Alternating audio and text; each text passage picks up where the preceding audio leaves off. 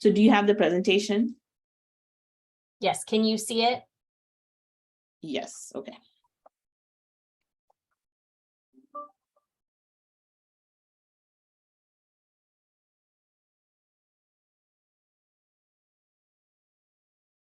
We are just admitting people into the Learning Forum. So welcome everyone and welcome to the October Learning Forum. We have a great lineup today. We are recording and I have entered in the chat a request for everyone to enter their name and agency. So please do that as you join and welcome. I'm going to hand this over to Tara to get us started. Hi, everybody. We are going to do a quick roll call. Just again, as you're putting it in the chat, I'm watching that come across, and we knew numbers would be high this month. And they are, because we have a very exciting pair of guest speakers today. So as you all are checking in, I'm going to start down our important rapid response moments, but quite frankly, we're going to go pretty fast. And that gives enough time to our esteemed colleagues. So again, happy October. Next slide, please, Tiffany. The most important thing that I'm going to say to you today is that I need to see you all in person in a month. Our KPQC general meeting, which is many of you know we do twice a year, and that's a lot for an organization like us, but we do it because we want to educate and inspire and empower this group and statewide stakeholders in the work. And I will tell you that the lineup for this November general meeting is stellar. So later today, Tiffany's going to send out to the entire listserv of the Kansas Perinatal Quality Collaborative this flyer. The registration link is embedded in the flyer, but I also put it separately there in front of you. What you all need to know is the champions and the executive committee and some other folks got first pass last week, and now we're opening it up to everyone. But why we did that is because registration is limited due to space. We're meeting in person at the Sunflower Foundation in Topeka, and so had to be very conscious and aware of the space limitations.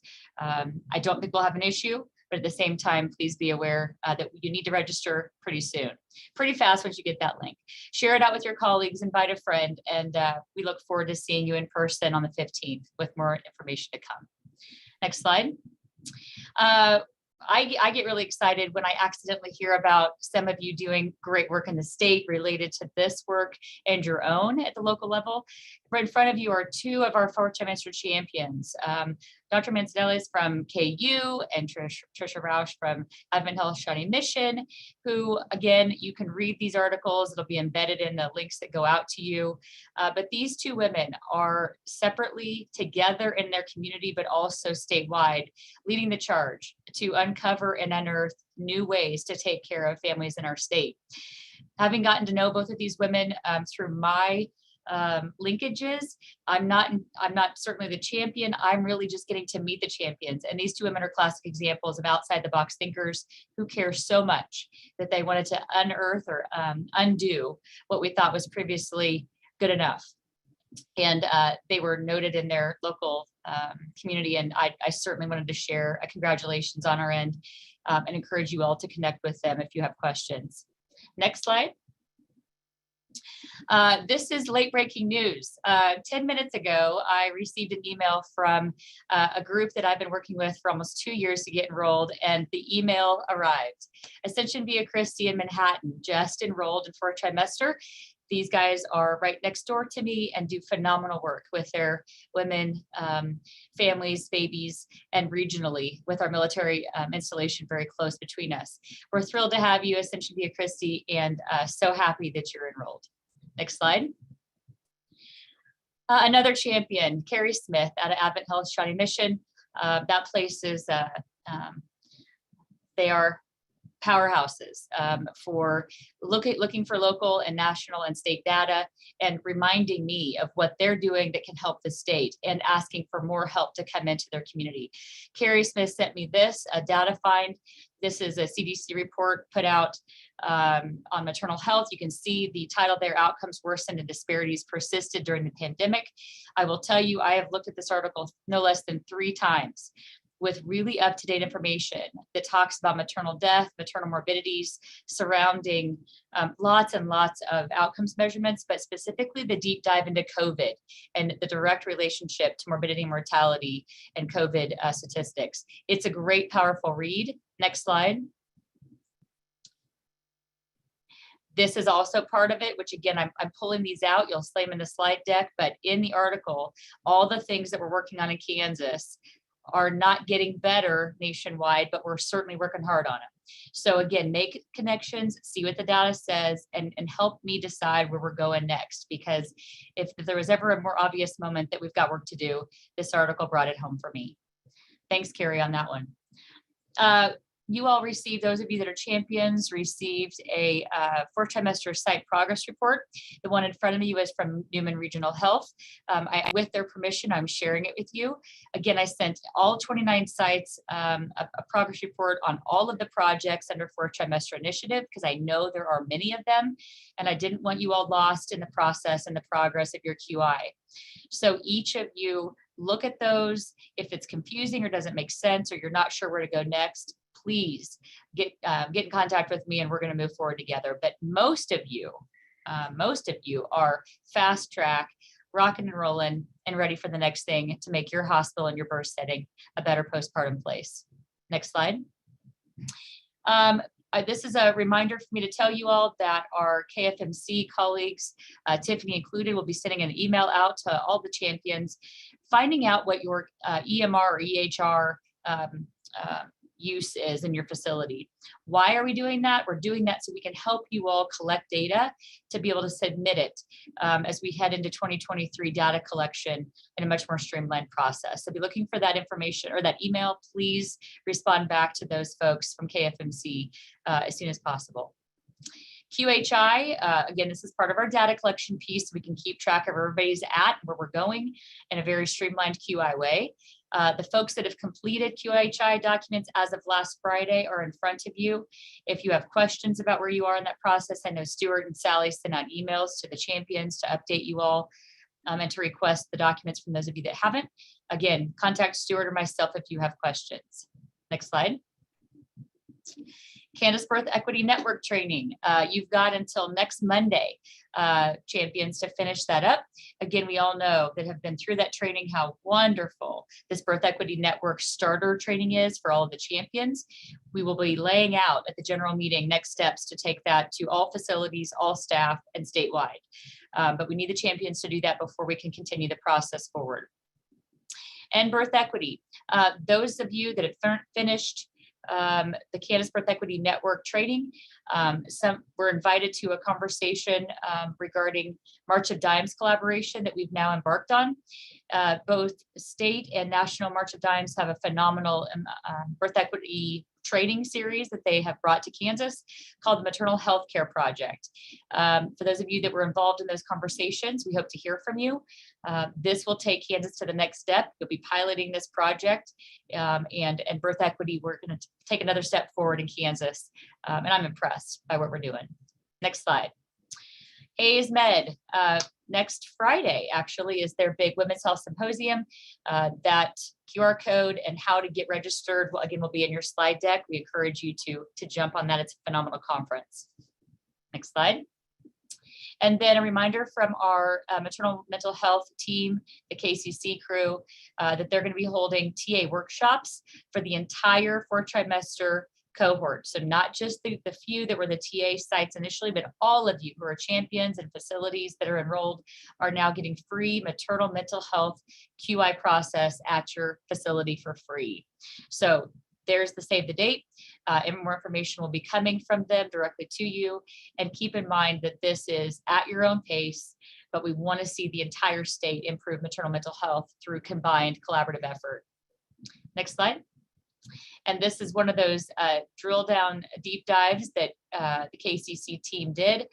Went out to, speaking of Hayes Med, and worked really hard with a great team out there on their goals for maternal mental health process at their facility and their community. I was pretty excited when I heard and saw what they put out after that moment. Congratulations to them. All right. Whew. That was the fastest I've talked in a while, guys. let's move over to the fun part of the noon hour. We invited two of the state think tanks surrounding family planning. Next slide. Why does family planning fit? Well, for those of you that need convincing, I'm going to let these folks tell you the why, but I want to remind you all, we already knew family planning was coming. We knew that family planning was part of the answer to improving maternal postpartum care and improving maternal outcomes in Kansas. And it very specifically is in both our AIM bundle plan, as well as our state QI process with the first trimester initiative. It's the new postpartum model period, and you can see where it's located there. Next slide. So we grabbed our experts and said, come talk to this group.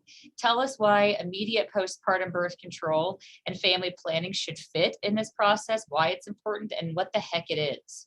So without further ado, I'd like to introduce two phenomenally strong women who are busy but took time out of their lunch hour to meet with you all today. Dr. Donna Pudi, who's the Medicaid Medical Director, and Dr. Reddy, who is a phenomenal physician out of KU. I've heard lots about, finally get to meet her today, out of the University of Kansas Health System. Welcome, ladies, and take over. Next slide.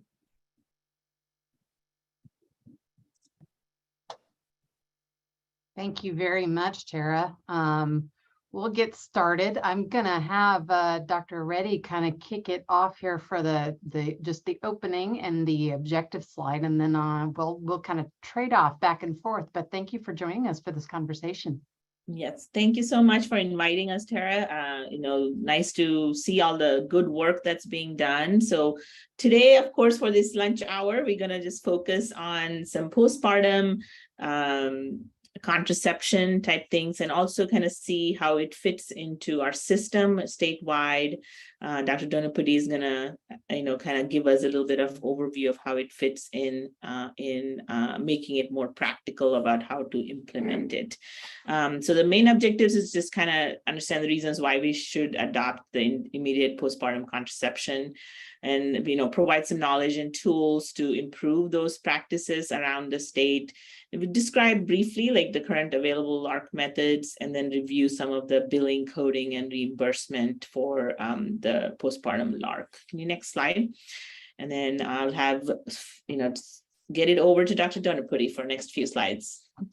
I feel like I am preaching to the choir on this one. You guys have already been very actively involved in this space, so you're well aware of why we're talking about maybe not specifically postpartum contraception, but we'll get into more detail on that and why that's connected here. But the much broader picture in terms of the maternal health crisis. And this is a national issue. To some extent, it's a worldwide issue, but the US really stands out in a negative way here on this particular issue. Our maternal mortality rate is the highest of any developed nation, and it's more than double the rate of peer countries, other Western countries. In the work of many of the states that have started really doing the deep dive in terms of these maternal mortalities and looking at the issues surrounding those mortalities and the causative factors or contributing factors, the summary determination has really been that most pregnancy-related deaths are considered preventable, that some change, some intervention, some shift and pivot of some kind could have potentially led to a different outcome. And that is just, sad does not begin to describe it, but it is a really disheartening summary finding and conclusion. And then what's even more alarming is when we look at the distribution of maternal mortalities across racial indicators in particular, the mortality and morbidity. So I had kind of focused on mortality, but morbidity is a really huge part of this too. Other adverse effects and complications that result that impact the woman or impact the baby and really have long-standing implications for their life. But both mortality and morbidity disproportionately affect rural, Black, American Indian, and Alaskan Native women, irrespective of income or education. So we can't, oftentimes there's this reflex to want to attribute that entirely to being more impoverished and at risk in that regard, or not having the education to follow through on guidelines. But really, even when you control for those factors, we see that difference in outcomes. Next slide, please.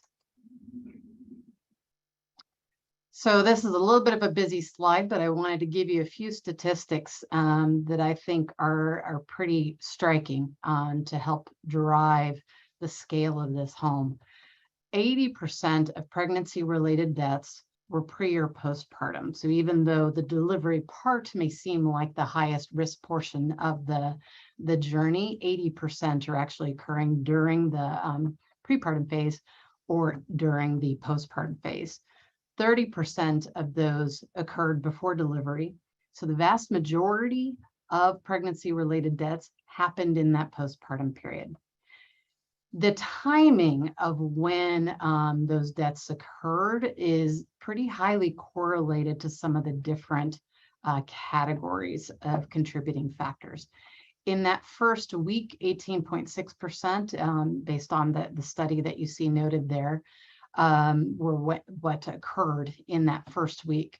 And then in that earlier postpartum period, which is of note, where that HEDIS definition is anchored around, that 41 days, 21.4% of those deaths occurred in that earlier postpartum period, and then 11.7% in kind of the duration of that rest of that first year. There's a lot of limitations in the reporting of the data and even kind of connecting, especially once you get further out from delivery. And a lot of the state reviews, maternal mortality review committees, excluded deaths that were attributed to suicide, drug overdose, homicide, and unintentional injury. In Kansas, we kind of looked more at related, that pregnancy was another stressor, was another factor that likely contributed to the circumstances, though not directly, pregnancy associated versus related directly, more causative types of factors. But the later kind of periods in postpartum is where you see a lot of the drug overdose and some of these other components that have more to do with the other circumstances in their life, as opposed to necessarily the physiologic components of postpartum complications. There are variable estimations for how frequently women are actually attending postpartum visits. And I've seen statistics anywhere from down as low as 25% up to as high as 96.5%. I think that top one is really suspect based on any discussions or conversations that we've had with more direct observations on a smaller scale. Patient self-report tends to kind of skew the data to the higher side rather than looking at claims data. But the majority of the articles really publishing any information on this are 2015 or later. The ACOG reports 60%, and that's really what the presidential task force kind of looked at. And PRAMS was kind of trending more on the higher side. But even if you're looking at that 60%, looking at that middle of that pack, the assumption of when you're going to have the opportunity to really assess for postpartum complications, talk about postpartum contraception, counsel on any of these risk factors, and make refer or make interventions directly, you're missing a significant proportion of women who are not making it to that postpartum visit at all, for a variety of reasons, but the opportunity is not presenting to capture any of those elements. Next slide, please. Some of you may have seen this as it came out, and this was really kind of a call to arms nationally, and really an outline from the White House on what some of the key areas of concern were, and outlining a roadmap for the key areas of focus that they're looking for from the country and the efforts in the states in really tackling the fact that our maternal mortality rates are so much higher than other peer countries. Next slide, please. And this is just a brief summary of the 5 broad goals that they outlined. If you do see this report, they actually go into some tactical and more detailed descriptions of sub goals within each of these categories. We have some elements kind of really across all 5 of these work that is going on in our state, kind of across all 5 of these spans. Most of what we're talking about today really falls in that first component, but certainly the Perinatal Quality Collaborative has really been actively engaged and involved in discussions in all of these spaces and driving that work. Next slide, please. So one key aspect, and this is really kind of more on that goal 3 about the analytics and the data collection component and studying that information, and Tara referenced to that as well in the opening discussion. Having states establish maternal mortality review committees to really do a deep dive with a multidisciplinary team into each of those deaths and better understand the factors around those deaths is really a key way of us understanding the data that's out there. We make a lot of assumptions in healthcare, and we develop all kinds of interventions and programs around those assumptions. If we want to see an impact on the outcomes, we have to understand what we're missing. And sometimes that, actually always, that necessitates looking at the data itself, because there are things that don't occur to us that do surface through the data and need to be part of that structure in order to really have an impact on outcomes. So when looking at, in Kansas, the timing of deaths over a 3-year span from 2016 to 2018, 57 were pregnancy associated. And that varied a little bit from the national distribution. But as I kind of mentioned before, a lot of maternal mortality review committees excluded some of the things that we still considered in Kansas, like overdose. So that related, so more directly attributable to some of the physiologic impacts, et cetera, of pregnancy were 13 deaths. So a much smaller proportion of the deaths, the total deaths, were directly physiologically attributed to pregnancy versus associated with the circumstances around pregnancy. Again, we had a much higher proportion of postpartum than national data for both pregnancy related and pregnancy associated. The pregnancy associated doesn't really surprise me because, again, we kept in overdoses and suicides and those kinds of elements.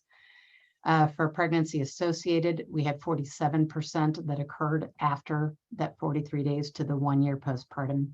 And, you know, I'm not going to restate it, but some of those key elements that I listed there on the slide were excluded from national data, those national summaries that were used in the Biden-Harris report. Otherwise, results paralleled national data in common contributing factors: hypertension, cardiovascular disease, undetected, postpartum complications, whether that's bleeding, embolism, and behavioral health related, substance use disorder, particularly opioid use, abuse, overdose, and suicide. So, you know, as I mentioned, you know, you've got Perinatal Quality Collaborative here that has been engaged kind of across the spectrum. And one of the key ways in which that's been structured is through the participating health systems that are delivering. And in talking to Tara and others, understanding that currently covering, and actually maybe I can't say currently anymore after your announcement, Tara, but I knew that with the new health systems, we were looking to get up to 92% of births that are occurring across the state are in facilities that are participating in the Perinatal Quality Collaborative. So that's huge, because that initiative is really standardizing screening and making referrals, making appointments for postpartum follow-up, and looking at those structured key findings that we know these women are at risk for, may need support for, and having a very standardized and structured approach to it. also providing standardized education that is accessible for key elements that may be between that window. Even if they were going to make it to the postpartum follow-up, some of those complications can occur very early, and some women are not, sometimes you can fall anywhere on the spectrum, right? You can be the person who calls the doc for every hiccup, or you can be the person who's like, I know I've lost like a bucket of blood, but it's probably normal, right? And you don't pick up the phone to call. So providing some detail, some guidance, and some direction to help women know the things that they need to watch for and to call about is really a key component of the education that they're provided. And with that, I'm going to kick it back over to Dr. Reddy to talk more specifically about the 4th trimester focus. So this is just building on what you've already heard today, and probably already know. You guys are in the trenches, so you work with all this. So you know that since Kansas Maternal Mortality Review Committee started, we found obviously a lot of the things are not that different from national in terms of especially the timing of deaths. Like Dr. Donpudi just pointed out, many of the maternal deaths occur in the postpartum period up to 1 year, especially in that first few 6 months. It's obviously a time of major change with a lot of physical, emotional challenges to the family, to the mom, and to deal with the baby. So it is a very vulnerable time. That's why the safety bundles, should really focus on that time period where you have birth to postpartum visit potentially, and also focus on the transition from maternity to well woman care. So not only just dealing with pregnancy issues, but also addressing the comorbidities and prevent unintended pregnancies, because, well, what's the best way to, potentially decrease maternal deaths is potentially decreasing unintended pregnancies so that we don't have maternal deaths around that time. Also address comorbidities so that we can, better follow the patient women longer. Okay, next slide. So this is another like a build on slide to show how many pregnancies in US are unintended. So which is, majority of our pregnancies, say 55% of the pregnancies are unintended. So if we really want to affect maternal mortality, we need to, affect this statistic so that people are more educated about what are their options and hopefully prevent pregnancies that were not planned. Next slide. 35% of the 35% of the pregnancies that were conceived were conceived within 18 months of previous birth. So, rapid repeat pregnancy is what it's called. Again, 75% of those rapid repeat pregnancies were mistimed or unintended. So this is, a key area that we're going to focus on. Like, so it's a lot of patients who are postpartum, they're busy, they're taking care of a new baby, they don't have a lot of time to take care of themselves. This is prime time, right? If they're not using contraception, etc., we don't make it easy for them to access that. They're at risk to have unintended pregnancy.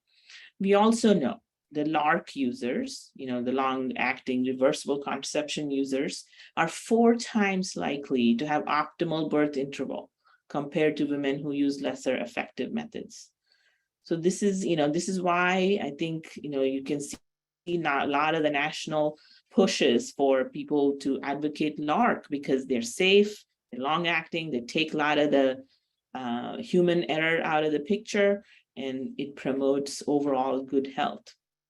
And then women, and then this is another data point, sorry, going back to that slide one more time. So women who receive counseling during postpartum period have increased rate of contraception use and fewer unintended pregnancy. Seems kind of obvious, right? Like, of course, if you counsel, you're going to do it. But if you don't get counseling, you're not going to do it. So that's the bottom line. So next slide. So this is the slide that says, if they're not going to get counseling, they're not going to get it, right? So 40 to 60% of women do not return for postpartum visit. So we're talking about a lot of deaths happening from birth to postpartum visit. So these are people who even were intending to come for postpartum visit. Already bad things have happened to that group, but then it's a whole group that doesn't even come to postpartum visit. So how do we counsel those patients? So obviously we know all the barriers for that, right? Childcare obligations, different transportation issue, work issues, language barriers. There's a whole bunch of issues, including sometimes insurance issues, so which we can kind of address a little bit more at the end.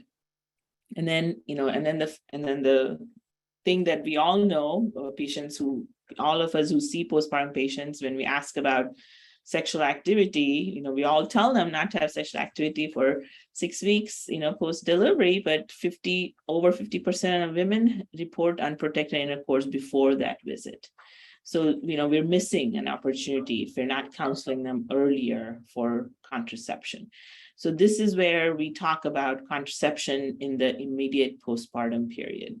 So is it safe? That's the question. Is it allowed? Is it doable? So, CDC, MEC, that's the, resource we use a lot of times for contraception to see if it's safe, can be used. And, we all have our apps downloaded usually on the phones. And I always look it up whenever I have a question to see, are we 1, 2, or 3? And just for people who may be not aware of, it is a CDC that has looked at a lot of the data, a lot of the papers. They have several subgroups that look at all the contraception methods and look at all the different comorbidities and different medical scenarios and then rate the risk of the contraception. And when they rated IUDs and implants for postpartum insertion for those methods, they found basically the risks are very low. You can put a copper IUD or levonorgestrel IUD or an implant immediately postpartum, and it's safe. It does not increase risk of, and it's also effective.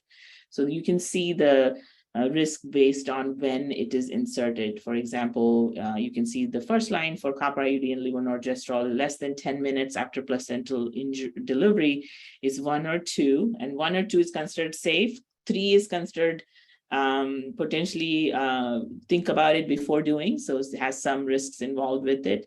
And then 4 is unadvised, so don't do it. So most, you can see the levonorgestrel and a copper IUD and the implant, all of them have 1s and 2s regardless of timing of insertion. And then implant also has no issues, either they're breastfeeding or not breastfeeding. Next slide. So I'm just going to go over the 2 methods briefly. Next slide. First is the postpartum IUD. Immediate, so the devices we're talking about are highly effective. They're very reversible. They have high continuity rates, high satisfaction rates, and cost effective. So they've been studied, and all of these statements are true. Next slide.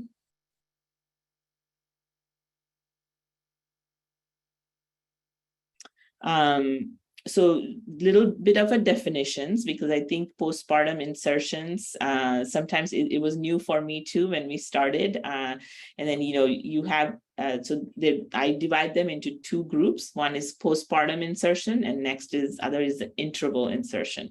So postpartum insertion is basically in the hospital while they're after the delivery of the baby. And they can be divided into 2 different things. One is immediately after the placenta delivers, so within 10 minutes of the placenta being delivered. And then the next is between, after the placenta, after the 10 minutes up to 3 days after the delivery. And then the cesarean insertion is basically right after the placenta delivers during a C-section, and as you're closing the uterus, you put the IUD in. And then we have the usual insertion of the IUD, which we call the interval insertion, where it's put into the uterus 4 weeks after the postpartum. So what does it matter? Like, when do we put it in? Does it matter? Next slide. So next slide after this, we'll come back to this. I'm sorry. Okay. So does it matter? Well, like it does matter because, you do have a little bit more expulsion rate when you put it immediately. Put it in the first 10 minutes versus in the first 3 days. So immediate insertion in the first 10 minutes has a little bit less expulsion rates compared to in that first 3 days. Compared to the standard insertion expulsion rate, remember, is about 5%. So you have about 5% expulsion rate for interval insertion versus about 10 to 20% expulsion rate for the immediate insertion. Can you go back to the slide before this, please? Okay. And then so you say, why then? Why do we put it in immediate postpartum? Like that makes no sense. It's just going to fall out. It increases the expulsion rate. This is the slide that convinced me that I should do it. This is the data points. Okay, so that's why I wanted to kind of present it because when there was a study they looked at on patients who got counseled on postpartum IUD, whether interval or immediate, during their pregnancy. And they picked each patient picked, like, I'm going to do this, I'm going to do that. And then they followed these patients at 6 months and at 12 months after their delivery. And they found that the immediate postpartum insertion patients had more IUDs in them compared to the interval insertion, the people who picked interval insertion. So even though they picked interval insertion, they have less expulsion rate. They had less people with IUDs at the end of the year compared to the immediate postpartum expulsion, even with the immediate postpartum insertion, even though they have higher expulsion rate. Why is that? We know why. They don't show up for their appointments. So you may intend to get your IUD at the intervals, but they don't show up. They're not going to get an IUD. So I think, so this is the slide that convinced me to say, okay, there's something there. We need to look at immediate insertion, even with the things that it comes with, the expulsion rates, putting it in, all that kind of stuff. So go ahead, next, skip over. Okay.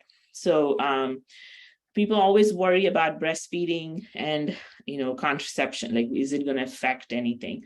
So there's no concerns, obviously, with the copper T. There's no hormones in it. For levonorgestrel IUDs, there was no difference in breastfeeding rates among people with postpartum IUD or an interval IUD. Also, initiation at or after 6 weeks does not really affect any milk supply. Next slide. Next slide. Next. Okay, so what are the big advantages of getting it in? Well, women are already there, they're your captive audience. So you can get it in while they are in the hospital. Personnel available, there's nursing education, educators are available a lot of times in the hospital. They're rather than say your personal clinic. You already know they're not pregnant. You just delivered, just emptied out her uterus. So there's no chance of pregnancy. And then, there's definitely less pain actually during the insertion because you just delivered a baby. So you can get the IUD in without any kind of problem. Much lower cost in terms of the patient because it's during the delivery. All the things are kind of bundled in. You don't have, for the patient at least, we don't have any increased cost. There's not an extra visit for that. Disadvantages, we talked about it a little bit. There are higher expulsion rate. There's a chance of missing strings. So you may have to do some ultrasounds or something like that to find the IUD if that's the case, if the IUD is gone and you need to prove that it got expelled. And then the counseling that needs to happen, it needs to happen in a safe environment. So, you want to make sure you're counseling them appropriately, unpressured decisions are being made. So they can take a little bit more time about explaining all of this. And then, we need instructions to the patients if the IUD is expelled, like if they see the IUD is expelled, they need to use backup method, etc. So we need to have a little bit more education around this. Next slide. But overall, issue overall kind of statement that we've made, looking at, a lot of the data, looking at meta-analysis, Cochrane database, really makes a strong statement that the benefit of effective contraception immediately after delivery may outweigh the disadvantage of risk of expulsion. Next slide. So, I just wanted to kind of go over some of the complications that people do worry about, that we do need to make sure we, counsel the patients appropriately. Insertion-related issues are perforation, cervical injuries, pain, vasovagal reaction. I think these are more likely during it can be likely either way, but more likely during the interval insertion than immediate postpartum. And then for post-insertion, there's issues like expulsion, infection, bleeding issues, cramping, malposition, missing strings, partner complaints about strings, and failure, just having pregnancy. Again, that's more related with the immediate stuff. Let's talk a little bit about the implants now. In terms of insertion, there's no difference, right? You just do it exactly the same way. The only difference is the patient is in the hospital in a postpartum bed, so we usually do it at KU, usually the 24 to 48 hours after delivery, just depending on convenience of all the personnel. So there's no specific time you have to worry about. We know that when you it does prevent the rapid repeat pregnancy. This was a study that was published in American Journal of OBGYN about teen pregnancies. And then if you do it during hospital admission, the rapid repeat pregnancy rate is 3% versus if you plan to do it as interval, and the rapid repeat pregnancy rate is 19%. So implant and breastfeeding. This, I often hear concerns about initiating progesterone early in the postpartum period. There was a systematic review that was done about various studies that looked at this. And then overall general conclusion is no difference between interval placement and immediate postpartum placement for lactogenesis or for overall breastfeeding performance. But because there was this concern, that's the reason they gave it a 2 instead of a 1. That's why, that in the MEC CDC, it says 2 on there. It doesn't mean because there's a real concern. It's just that there was a theoretical concern, and that's why they put 2 there.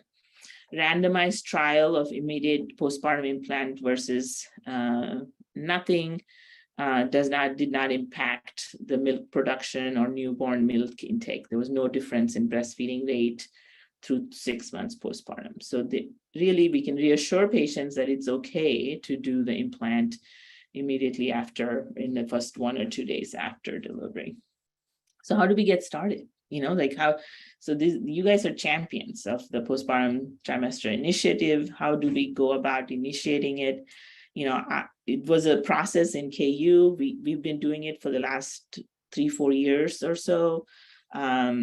I think the first step, I would say, look at this website. It has amazing amount of resources about how to go about starting the whole program.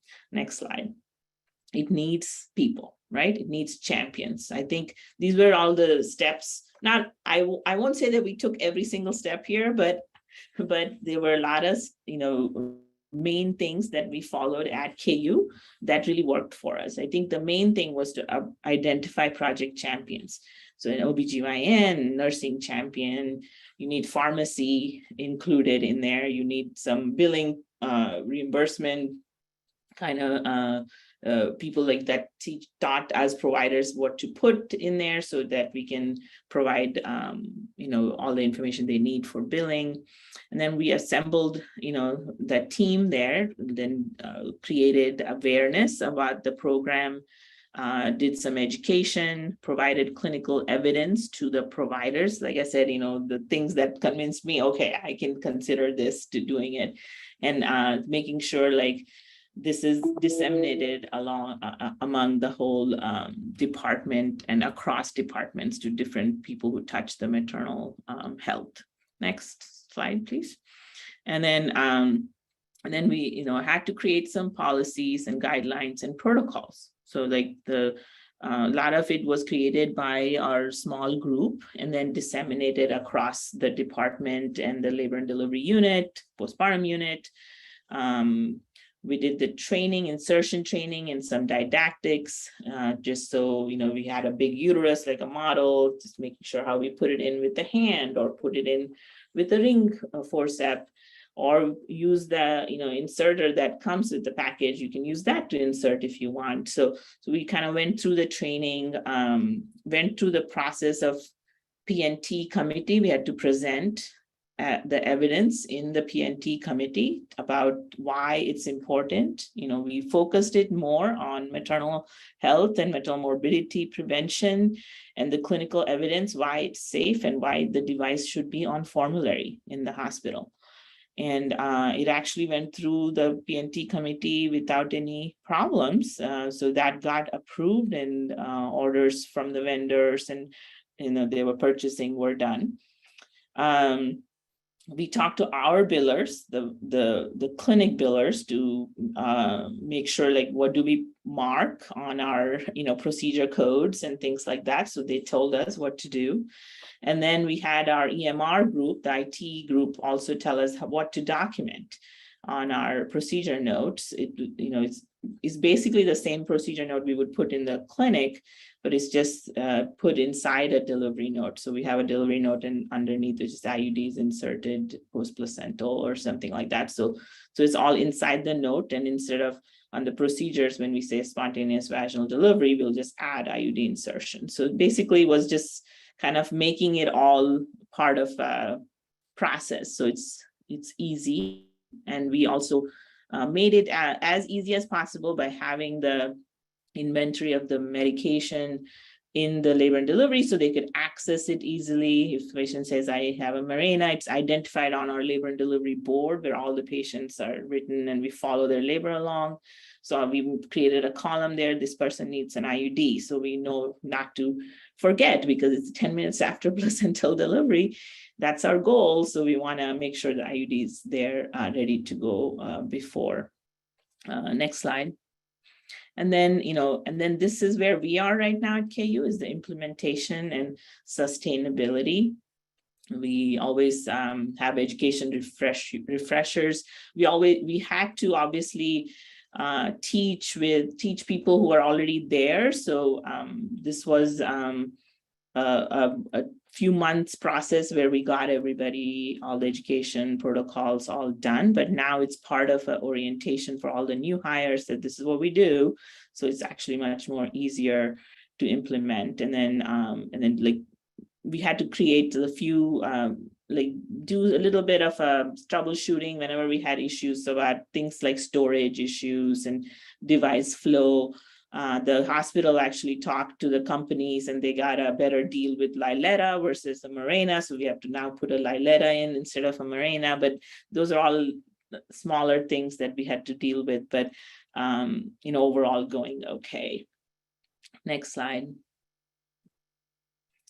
So now for the, the reimbursement part. So, we use this as one of our slides to convince, people. And it says it was released in 2016, I think, and it was reaffirmed in 2018 that, the long-acting reversible contraceptions would be covered in the acute care setting, and they tell you what procedure code to use. So we just went with that.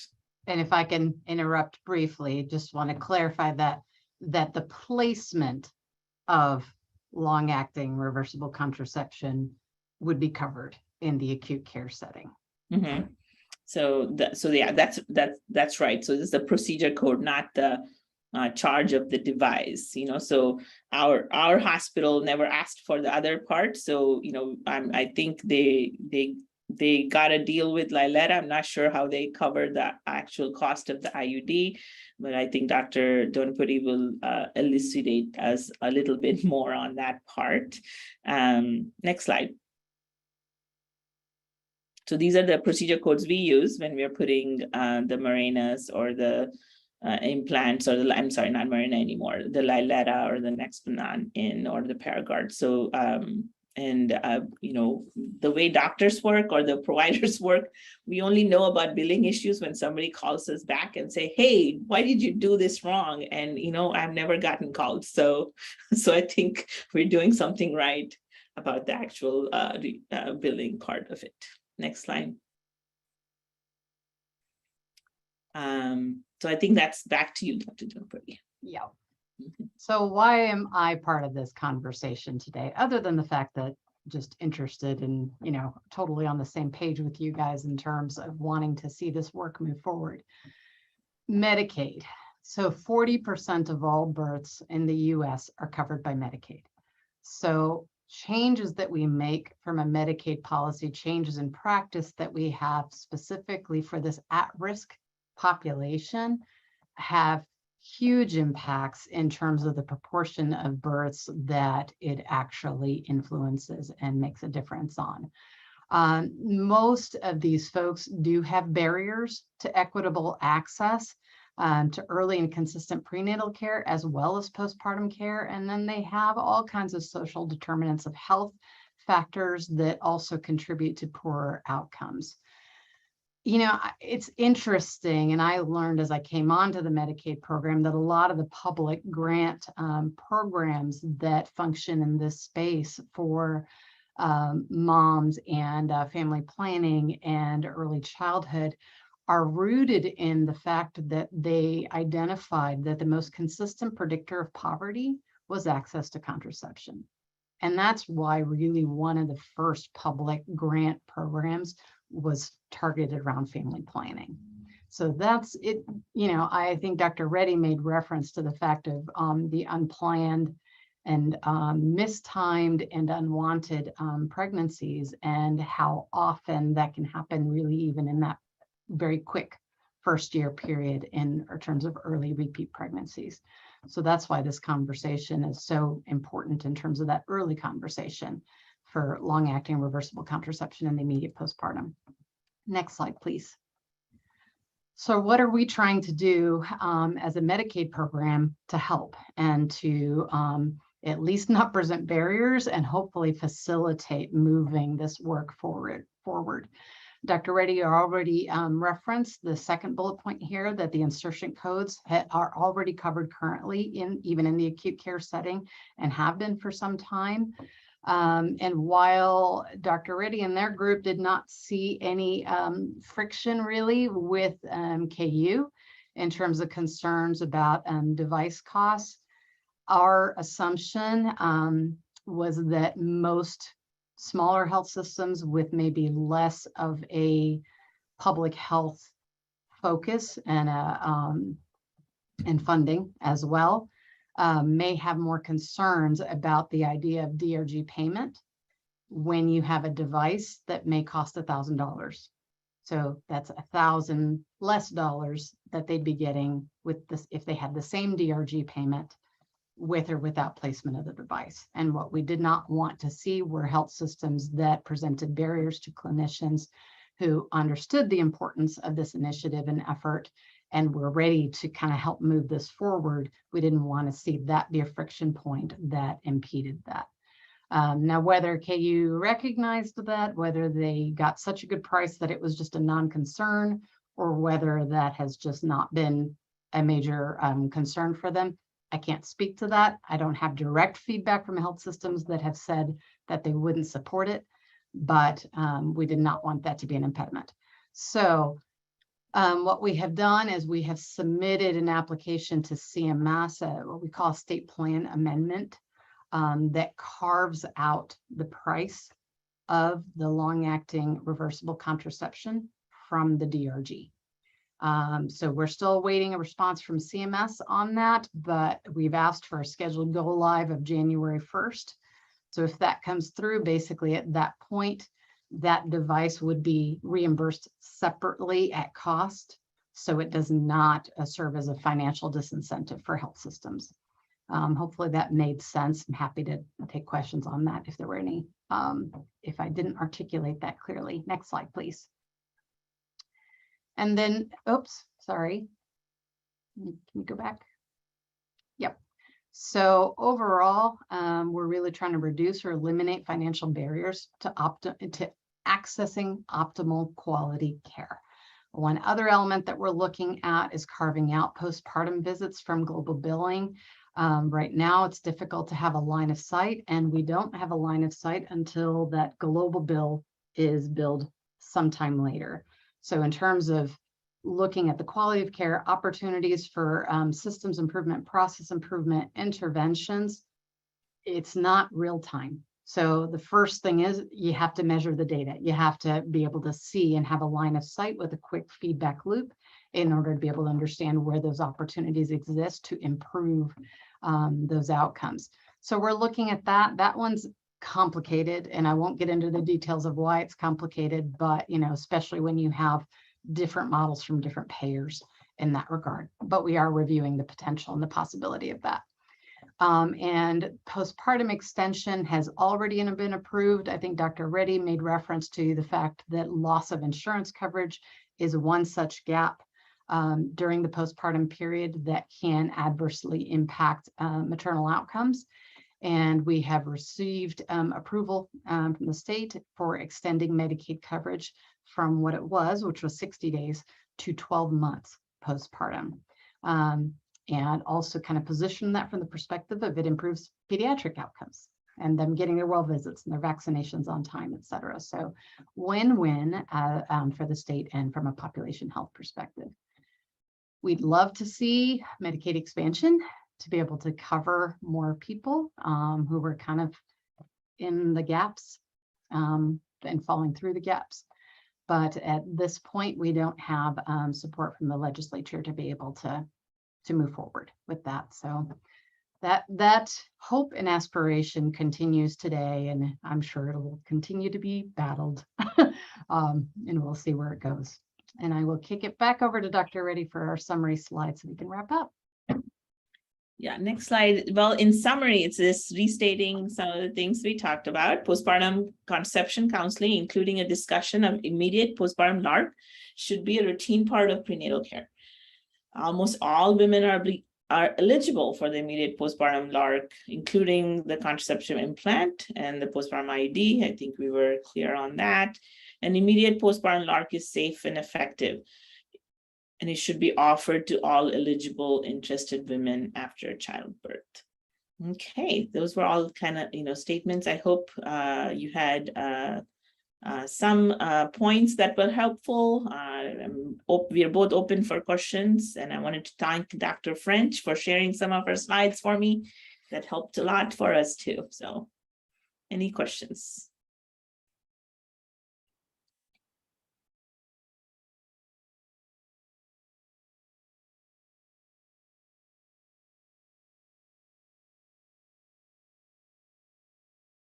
And the chat is open if anyone wants to put a question in.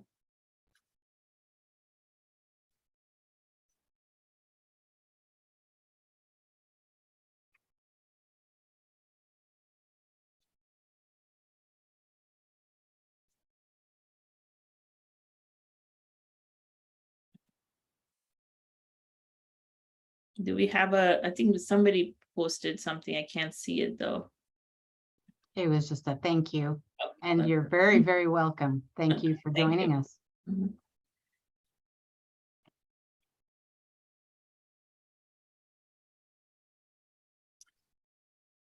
Can I ask a clinical question? Because I can't stop from asking. I have not done this in the immediate postpartum setting as a midwife yet.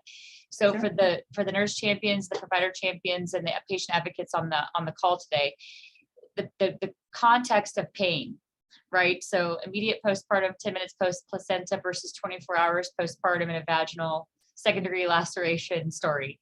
Exactly. Do you decide case by case on who's getting one immediately? Like, how do you make that decision? Honestly, at KU, we do it within the 10 minutes post placental. We do not do it the next day because you're right, then your pain level, pain control and everything has to be a big issue. So usually we do it in the immediate postpartum. So if it's like 20 minutes later, that's technically not, in that first 10 minutes. So, so sometimes we may have that delay, but it's in that delivery room, basically.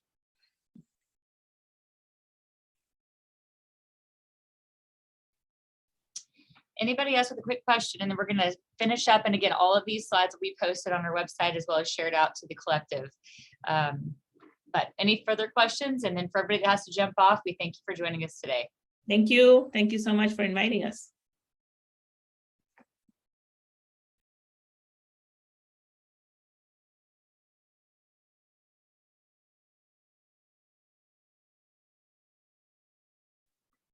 All right, everybody. Thank you so much. Have a great day. And we look forward to seeing everybody at the general meeting.